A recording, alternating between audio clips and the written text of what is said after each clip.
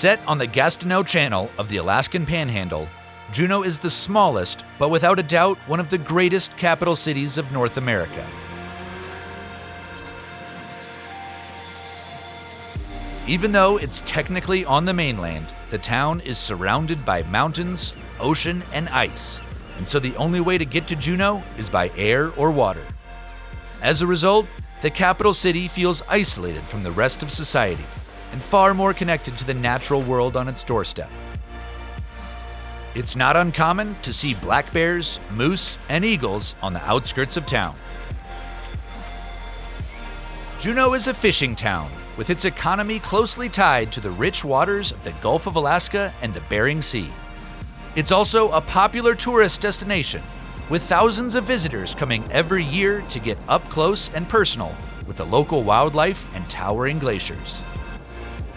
But I'm in Juneau to explore the larger-than-life backcountry that is just beyond the city limits.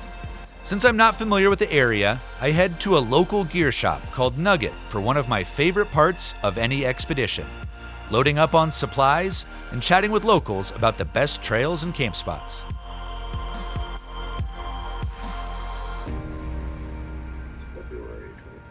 Yeah, so do you have a favorite spot? I keep hearing about Mount McGinnis. There's some good views there, and there's some decent camping, as you can see off. There's some flat places where you can camp there, but kind of in between, it's pretty steep. So It's either you camp at the top or you camp down by where the West Glacier Trail turns off. Yeah. How do we get to Clark?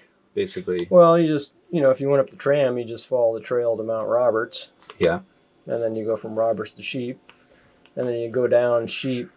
You go down and then back up again, it's pretty straightforward. Just down the snow here and back up Clark. I want a moderate amount of sketchy. Yeah. Maybe not too much, but yeah, this is where it gets a little narrow. Oh, that looks sketchy. You get a little bit of this. Pretty hairy right there. Yeah, and then the thing below it, it goes 1,000 or so on either side of the saddle below. So. Well, I think I could pour over maps with you all day. Yeah. There's so much to go over. It's amazing. But I think I got to get out of here and hit the trail. Exactly, yeah. Thanks so much for giving me the rundown. You bet. Enjoy. Sweet. Enjoy. Maybe I'll check back in with you at the end. Sounds good. Thank you very much. Yeah. All right. Take care. With more miles of hiking trails than miles of road, the options for adventure around Juneau are seemingly endless. And so, to help me narrow it down, I meet up with local Kara Tetley, who has been exploring the trails around Juneau for years. We decide to keep things simple and serene, with a hike through the rainforest to a remote beach and a great place to camp in Point Bridget State Park. It's not often you get to hike on flat ground in Alaska, and so I'm enjoying the gentle introduction to what I know is going to be a rigorous several days of exploration.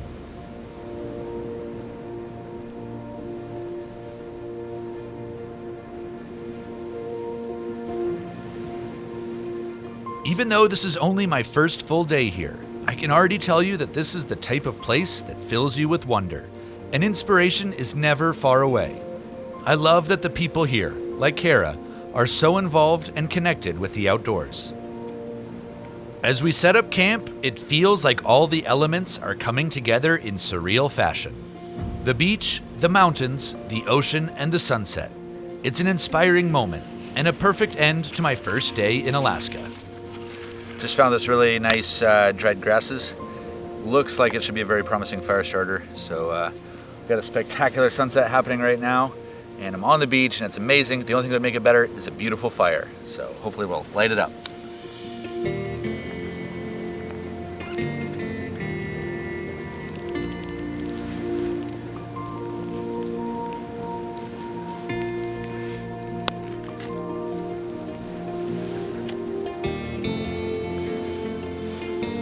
On a night like tonight, it's hard to believe that we're actually in a rainforest.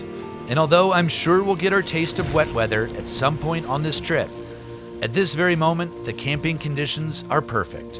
And there's simply nowhere else in the world I'd rather be. I wanted to show this place. I appreciate that. Alaska's landscape is so wild, vertical and dominated by ice that roads around here don't go very far. Which means the quickest and by far the most fun way to get around is up in the air. And so I'm meeting up with Jonathan Tuttle of NorthStar Trekking to fly into the backcountry and check out the 13-mile-long Mendenhall Glacier.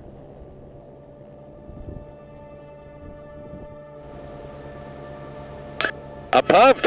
Yeah, so that's the Mendenhall Glacier out there. Oh yeah? She's a beauty. She's a beauty. And we got up close and Mendenhall River below us here. That's where all the meltwater flows out of it. Yeah. Oh man, those mountains are spectacular. Pretty much all the land we're flying over and checking out is part of the Tongass National Forest. This is the largest national forest in the U.S. Also part of the largest temperate rainforest in the world. Really?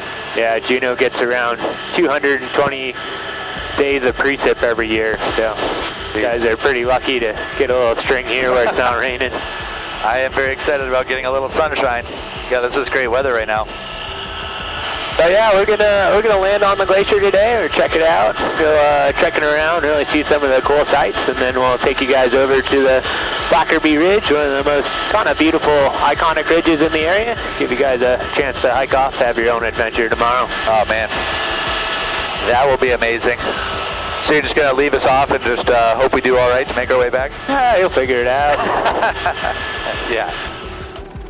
Our pilot, Tracy, touches down as we step out onto the ice. I suddenly feel like I've become a tiny speck on a great river of frozen water.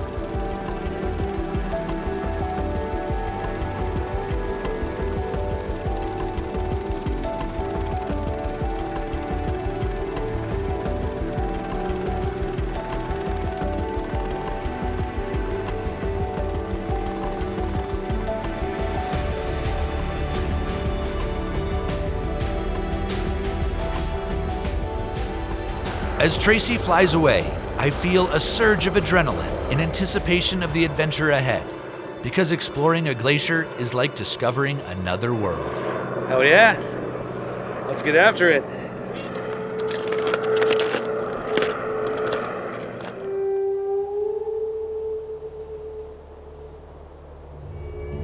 Glaciers are both harsh and beautiful.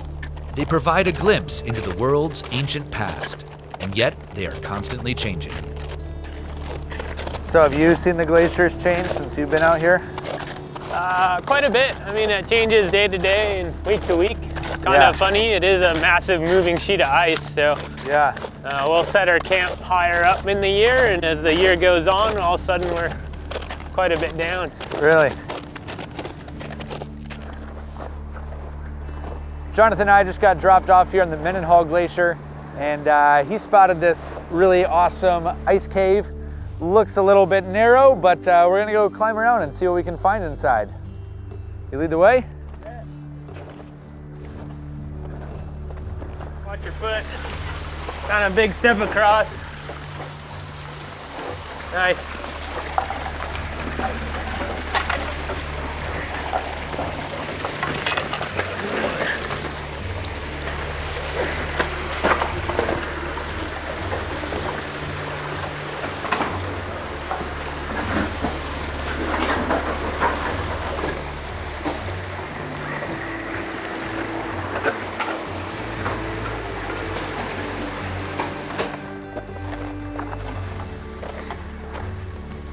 This is such a wild place. A whole different world up here, that's for sure. Yeah, changes every day.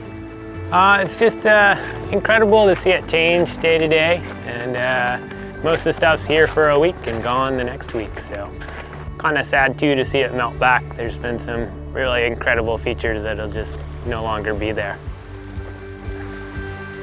It's almost sweet. Yeah, it's 200-year-old snowmelt right there. 200-year-old snowmelt. Wow. That's pretty cool.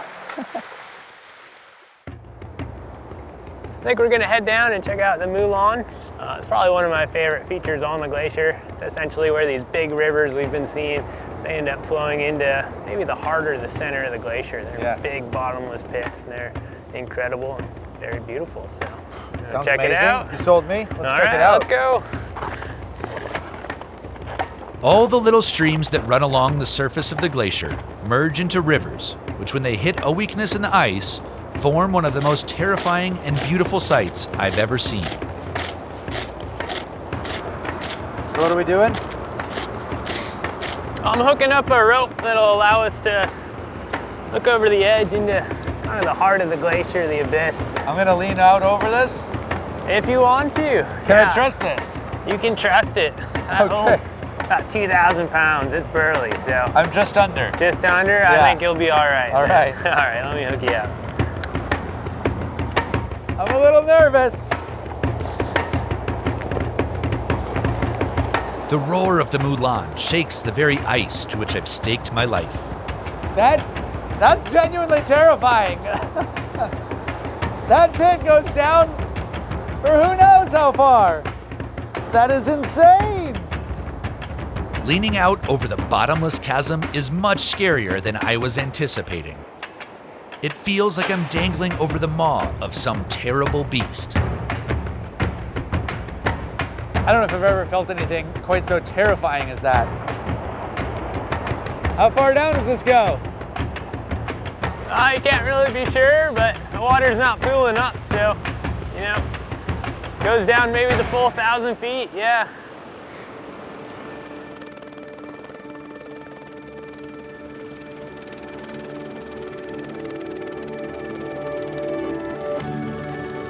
With my bowels now fully tested, the helicopter returns to pick us up.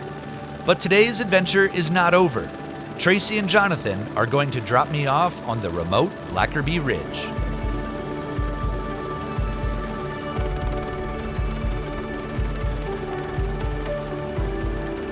Just had a most remarkable day out on the glacier, Mendenhall Glacier. The helicopter's now dropped me off. I said goodbye to Jonathan and Tracy, and now it is my mission to head down the ridge and find my way back to Juneau. So this is quite the adventure. I'm excited. I feel like today was one of those truly magical days that I'll be remembering for a long time, telling my grandchildren about, from the glaciers, through the air in the helicopter, and then to be dropped off in this spectacular spot.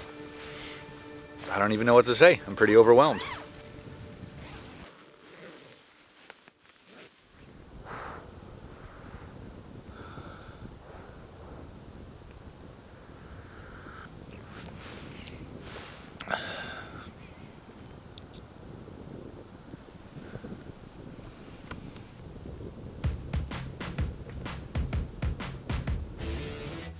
I got dropped off on Blackerby Ridge here last night, and now my mission is to get back down to Juneau. So I can see where I am here on the map. I've got Cairn Peak just up this way, and then basically I just have to follow this ridge, and it looks like a spectacular place, so I'm excited to get back on the trail and hopefully find my way back to Juneau. As Jonathan was preparing me for this adventure, he promised that Blackerby Ridge was one of the most spectacular spots around. And now I see why, with the stunning mountain peaks on all sides. But as I go, I can't get too caught up in the views, because as breathtaking as these mountains are, they are also incredibly steep and unforgiving. Trekking poles are coming in super handy, but it's gotten so steep here that now we're going to have to switch to ropes. So, yeah, always an adventure out here. It feels like I've been descending forever, through the treeless alpine environment to meadows filled with wildflowers. And of course, I started this adventure on one of the world's great glaciers. This whole trip has been truly wild, and it's not over yet. One of the really cool things about Juneau is the ability to get into the backcountry straight from town. So I'm in the heart of downtown Juneau, and I'm jumping on the tramway to get to the trailhead for Mount Roberts. I'm still feeling the buzz from Blackerby Ridge, and I'm excited to tackle one more mountain adventure here in Alaska. Inspired from my meeting with Ron at Nugget Outfitters, I'm heading out to spend the night atop Mount Roberts, one of the peaks that looms 3,800 feet above Juneau and the Gastineau Channel.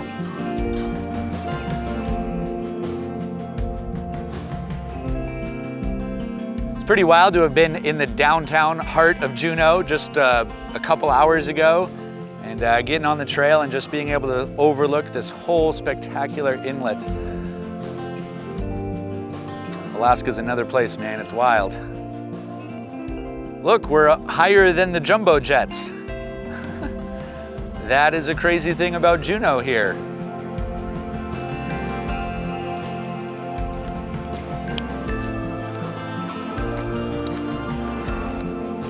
The Ridgeline Trail that ascends Mount Roberts is steep, but the views are otherworldly and well worth the effort.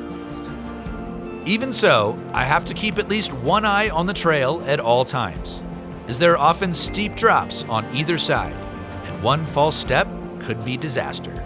Spectacular place. That's our trail over there. We're gonna go along that amazing, impressive looking spine. Looks a little intimidating. Down the other side, and then up to that peak on the other side. Should be a pretty wild place to spend the night. I mean, look at this place. This is nuts. Woo! Worn out too.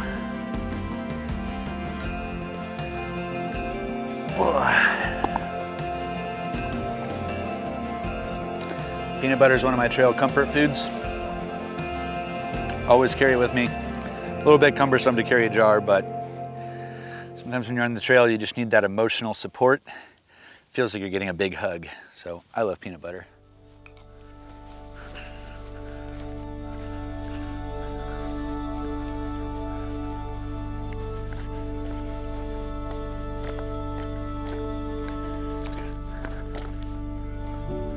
Since I'm gonna be camping on top of the mountain tonight, there's not gonna be water sources, or at least anything reliable. So here I found a nice little pond, and it's time to start hauling water. So I'm gonna filter from here, and then haul it up to that peak, because there's not gonna be any water over there.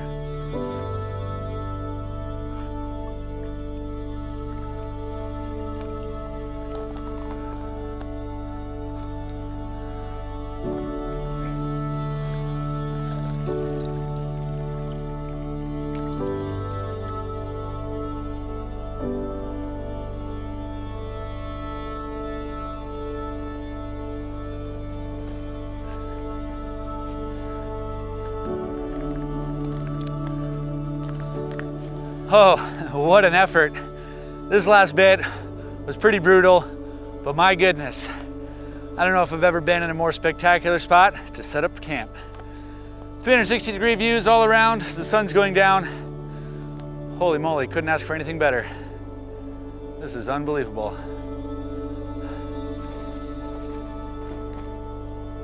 As the sun slowly drops behind the mountains, I can't help but think how fortunate I am.